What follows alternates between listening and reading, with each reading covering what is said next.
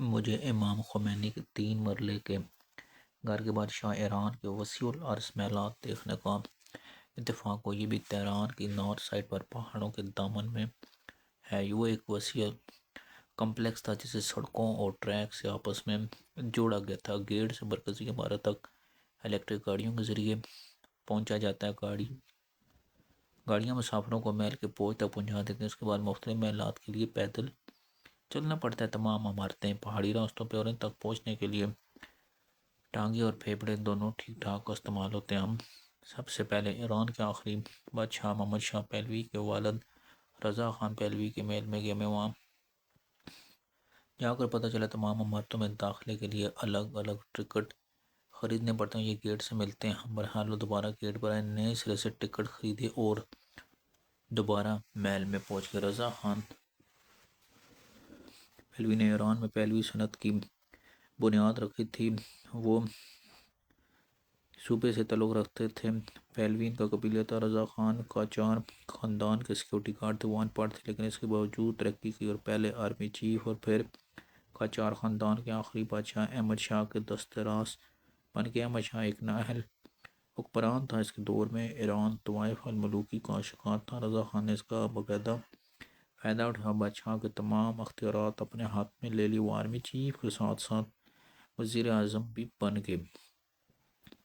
احمد شاہ بیمار ہو کر پیرس چلا گیا تو اس کا بھائی ولی عہد بن گیا۔ وہ بھی نالائق تھا۔ رضا خان نے اسے فارغ کیا اور 1925 میں خود بادشاہ بن گئے۔ یوں ایران میں 125 سالہ پرانی قاجار سلطنت ختم ہو گئی اور پہلوی دور شروع ہو گیا۔ رضا خان نے ملک کا نام فارس کی جگہ ایران کر دیا اور تہران کو اس کا دار حکومت بنا دیا۔ اس نے ملک کو مذہب کی جگہ لبرل شکل بھی دے دی۔ وہ تاریخ کے نقش قدم پر چل رہا تھا۔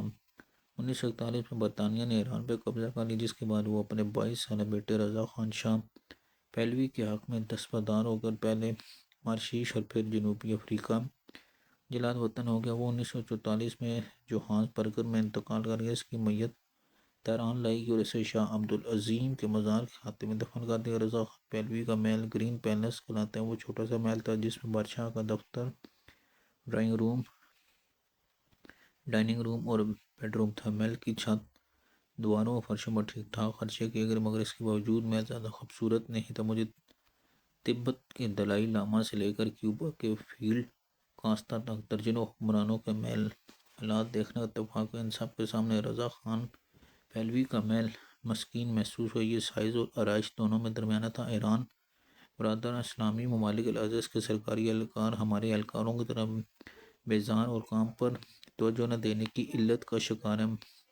محل کا عملہ ان میں سے ایک تھا۔ وہ لوگ موبائل فونوں پر مصروف تھے، ان کے پاس سیاحوں کے لیے کوئی وقت نہیں تھا۔ ہمیں بہرحال محل دیکھ کر بہت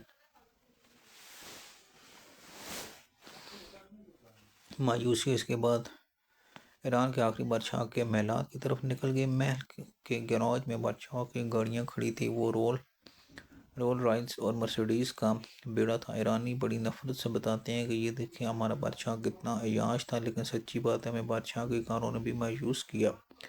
اس سے مہنگی اور تعداد میں زیادہ گاڑیاں ملک راز کے پاس ہیں، نواب آف بہاولپور کے پاس بھی اس سے زیادہ اور مہنگی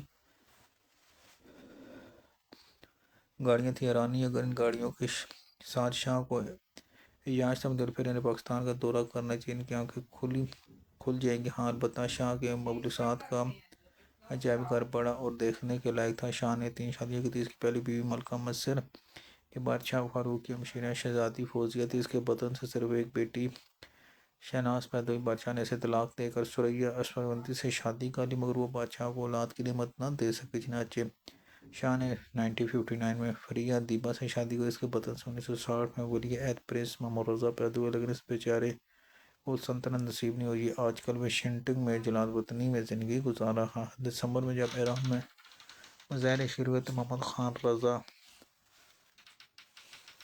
پہلوی نے مدت بعد مظاہرین سے آن لائن خطاب شروع کیا۔ اس نے فوج اور پولیس کو بغاوت کا پیغام بھی دیا، لیکن اسے خاص کامیابی حاصل نہ ہوئی۔ ملبوسات کے چیمبر میں بادشاہ، اس کی تینوں بیگمات اور بچوں کے ملبوسات تھے۔ یہ تعداد اور کوالٹی میں بہت اچھے تھے۔ شاہی خاندان ملک کے ہر حصے کے درزیوں اور جولاہوں کے کپڑے پہنتا تھا۔ چنانچہ وہاں ایران کے تمام خطوں کے مبلوسات اور لباس کے سامنے کھڑے ہو کر داد دینے کا دل چاہتا تھا۔ شاہ کے فوجی لباس اور وردیوں کا سیکشن لاتا تھا۔ اس سیکشن میں شاہ کی اس لباس میں تصویریں اور لباس کی تاریخ درج تھی۔ پتہ چلا ہر لباس کی باقاعدہ ہسٹری ہے، وہ پڑھنے لائق ہے۔ ہمیشہ ہی کچن میں جانے کا اتفاق ہوا۔ کچن بڑا اور جدید تھا اور شاہ نے سوئٹزرلینڈ میں تعلیم حاصل کی تھی، لہٰذا کچن کے زیادہ تر مشینری بالخصوص مٹھائیاں بنانے کی مشینیں سوئٹزرلینڈ سے لائی گئی تھی۔ بادشاہ کو کباب پسند تھے، لہٰذا کباب سازی کا پورا سیکشن تھا اور اس سیکشن میں درجنوں کباب بنانے والے تھے۔ کھانوں کو ٹیسٹ کرنے کا سیکشن بھی تھا جس میں ڈاکٹر شاہ کے تمام کھانے ٹیسٹ کرتے تھے۔ اس کے بعد ڈاکٹر کے سرٹیفکیٹ کے ساتھ کھانا بادشاہ کو پیش کیا۔ آخر میں ایران کے آخری بادشاہ رضا شاہ پہلوی کے محل میں گئے، لیکن وہاں ریزولیوشن جاری تھا، وہ بند تھا اور وہاں باعث سے زیادہ قابل توجہ نہیں تھا۔ واپس چل پڑے۔ گیٹ کے ساتھ بادشاہ کی خفیہ ایجنسی سواق کا ٹارچر سیل تھا۔ سواق کے درندے قیدیوں کے ساتھ جو سلوک کرتے، اس سیکشن میں ان کی تصویریں، مجسمے، آلات رکھے تھے۔ وہ واقعہ ہولناک تھا۔ ہم علی شریعتی کے ساتھ ہونے والا سلوک دیکھ کر لرز کر رہ گئے۔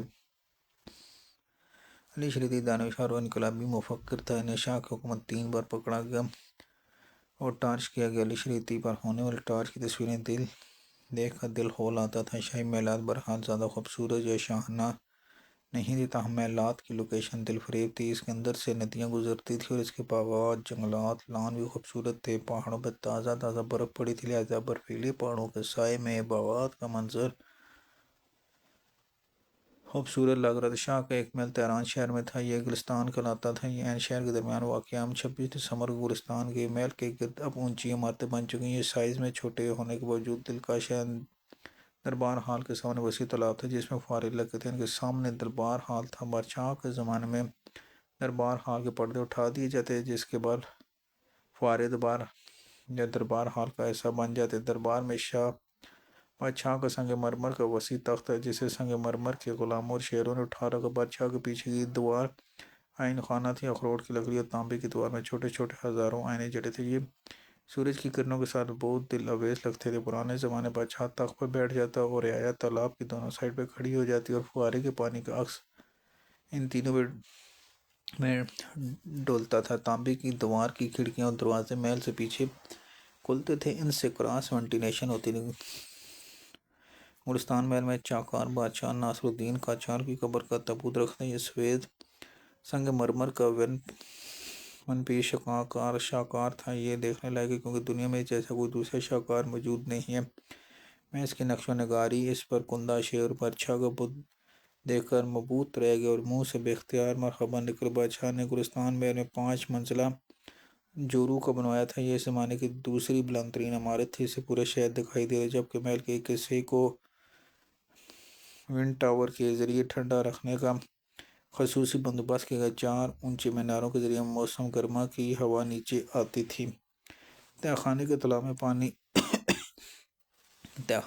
میں اترتی تھی، پانی سے ٹھنڈا کرتا، پھر وہ خنک پورے محل میں گردش کی۔ یہ سسٹم آج تک چل رہا ہے۔ گلستان محل دیکھنے کے لائق ہے۔ ہم نے تہران میں دسمبر 3 مسیح جگہ وزٹ کی۔ ایک آبوتاش گارڈن ہے۔ یہ 2 وسیع گارڈن جن کے درمیان بہت بڑی کھائی اور اس کھائی کے اوپر پل بنا کر 2 حصوں کو جوڑا گیا۔ تہران شہر کی آدھی آبادی شام کو اس گارڈن میں آ جاتی ہے۔ لوگ وہاں گھومتے پھرتے ہیں، ناچتے کودتے ہیں۔ پل بہت ماڈرن شاندار ہے۔ اس کے نیچے تہران کی مرکزی شاہراہیں گزرتی ہیں۔